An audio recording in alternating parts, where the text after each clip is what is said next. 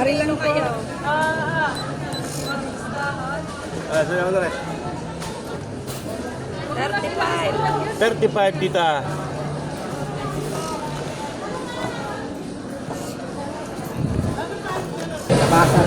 Doon kisay, magandang kalabasa doon. Ha? Kisay. Oh. Bumili akong kalabasa doon, parang kakao. Kakao at tsura. Ganda na sila. Pakita mga kalabasa ko dyan.